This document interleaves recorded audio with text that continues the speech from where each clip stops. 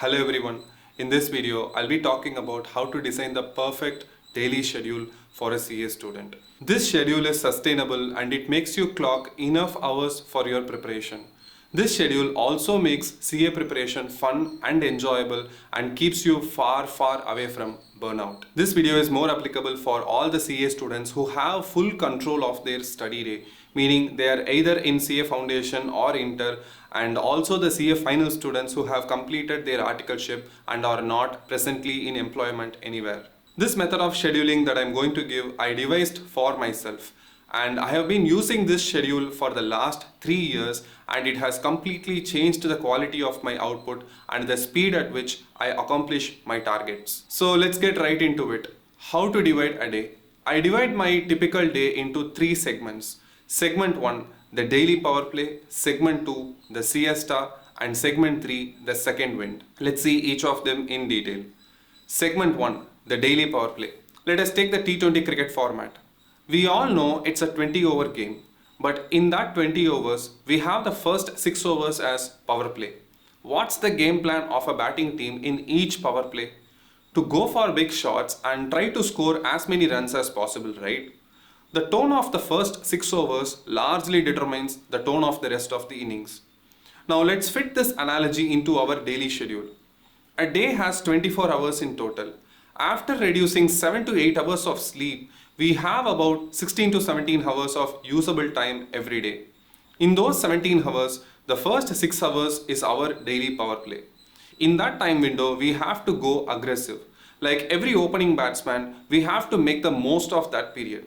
In fact, in my own case, 70 to 80% of my daily targets get achieved in my daily power play itself. The reason is so simple and obvious.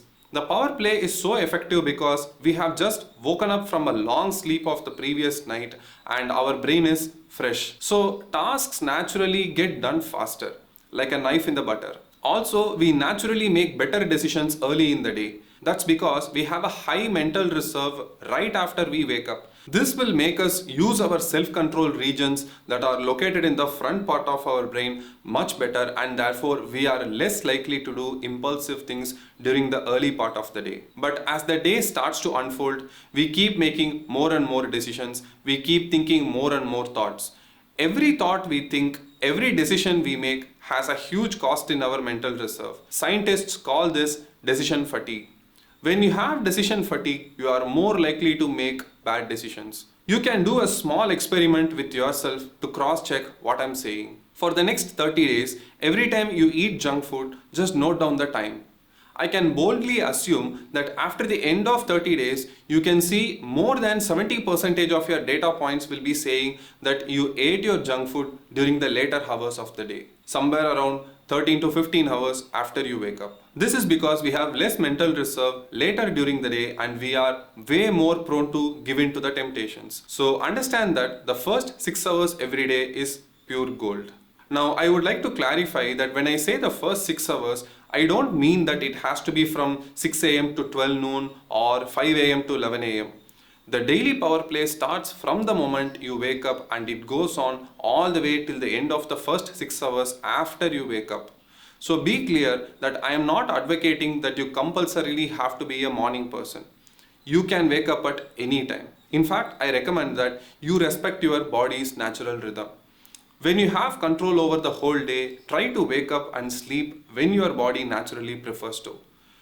Now that I sold you on the glory of the first 6 hours every day, let us talk about what type of tasks can we get done during the daily power play.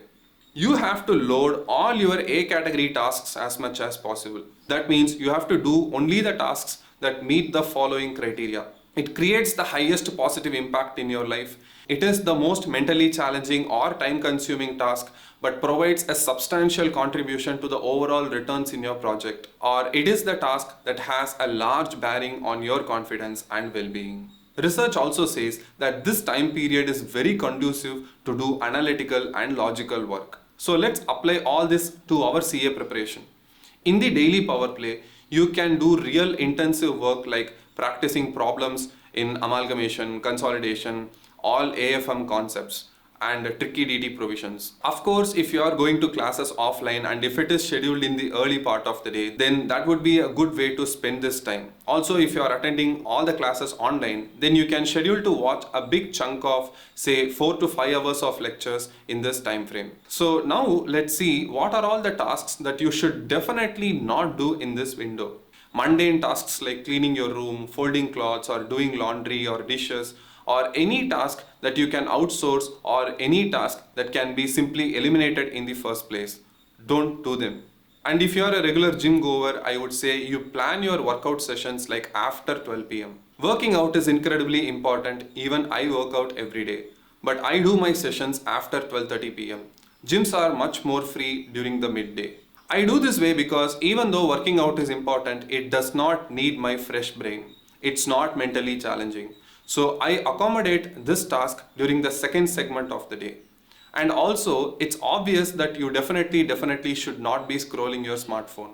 If you have the habit of staying in bed and reaching for your smartphone first thing in the morning, and you tend to scroll or reply to your messages for the first 20 minutes, then you are doing a big disservice to yourself. Now, of course, we cannot hit 6 out of 6 hours practically every day.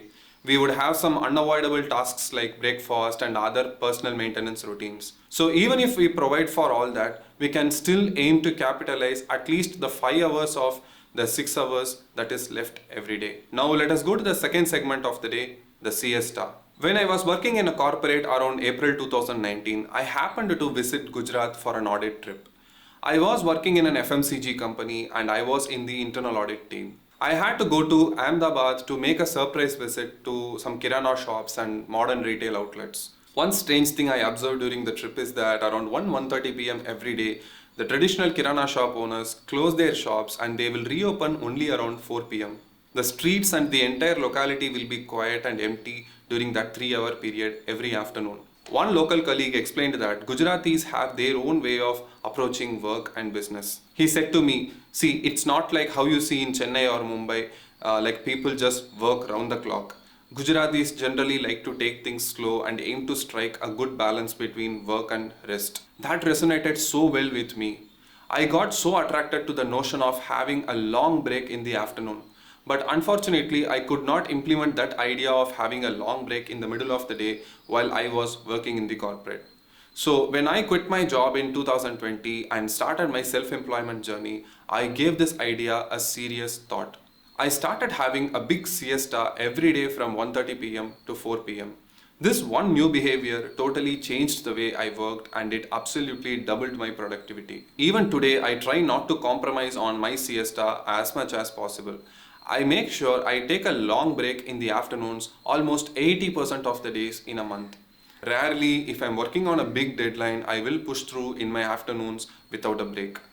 The word siesta means the sixth hour in Latin, meaning the sixth hour after we wake up. As per this schedule that I'm giving, we aim to start the break from the 7th hour instead of the 6th hour. Other than that, the idea is the same. In siesta, we aim to completely disengage from anything that feels like work for a period of 2.5 to 3 hours. Those 3 hours are completely for us. You can do all the things that you love doing and it is guilt-free playtime. In my case, I don't think about my lectures or mentoring calls or my YouTube videos or anything that I have professional commitments for. During this time, I usually do my yoga sessions or lift weights or I walk for about 30 to 40 minutes inside my house while listening to audiobooks. Or I just sit quietly and read some fiction books. I make sure I do only the things that I love, but I try to keep the recreational activities as low stimulus as possible. Here's what I will avoid during my siesta. I don't watch any TV series or movies or YouTube videos at this time because my mind is very prone to distractions. If I watch any TV series or a movie during my siesta, then it will leave a big impression on my mind and I will keep thinking about it for the rest of the day. I also avoid sleeping in this time because if I take nap during the day, it affects my sleep at night. So I don't take naps also. But to you who is preparing for CA exams, you can have your own way of disengaging. You can have your own entertainment plan. But I generally suggest that as much as possible, stay away from high stimulus entertainment. Like, don't get into a scroll binge on social media or play video games. As I said earlier, these things leave a huge impression on your mind and will affect your next study session. Also, you have the risk of getting so deep into entertainment that you might not have the willpower to pull back yourself and get into studies at the end of the 3 hour break. And if you don't have sleep issues, you can take naps. You can plan your workout sessions late in the evening around 4 to 4:30 p.m. You can knit, draw, you can water your plants in the garden if you have one. Anyway, definitely allocate some time for your personal interests so that you won't feel like you are doing only dry, boring studies all day. If you do your siesta right, it should rejuvenate you mentally and physically and make you ready for the third segment of the day. The third and final segment of the day in our daily schedule, I call it the second wind. Cambridge Dictionary explains second wind as a return of strength or energy to carry out an activity that needs a lot of effort. We started our day with full focus and went all in for 4.5 to 5 hours. And then we disengaged completely for 2.5 to 3 hours. Now, in the final segment, we restart our pursuit with full commitment and we again aim to work for a stretch of 4 to 5 hours. But this time, we won't be doing any rigid, intensive focus like we did in the first segment of the day. Here, we aim to employ some loose, relaxed focus. We would try to do the tasks that involve a bit of creativity and insight. In CA, we don't have much room for bringing in creativity. We don't have to invent any new solution. But we definitely need to strike upon some insights. That is, we need to connect the dots on several intricate concepts like consolidation, portfolio management, or capital budgeting. And research shows that we are more likely to connect the dots when we work during the later part of the day. That is, somewhere 10 hours after you wake up. So it would be great if you keep your revision sessions and recall sessions for the third segment of the day. See, you don't have to specifically sit with an intention that today in this session I will generate 5 insights. It doesn't work that way. You just have to commit to studying and put in the hours. The insights and the aha moments will happen on its own. Just revisit the same topic again and again with a couple of days gap in between. No matter how you think your intelligence level is, your brain will do the work of connecting the dots for you. So any academic concepts that you are studying for the first time ever, that you need intensive focus, you schedule it in the first segment of the day. And any concept you are just revising or recalling, maybe third round or fourth round, those tasks you can schedule it in the third segment of the day. And if you are towards the end stage of your preparation where you would have already studied every topic one time and now you would be just revising, in that case, keep the subjects you resist the most during the first segment of the day, and the subjects that you naturally find comfortable, you can attend them around the third segment of the day. For example, if you are a numbers person, schedule subjects like auditing, law and taxes during the first segment of the day, and subjects like costing, FM and accounts, you can schedule them in the third segment.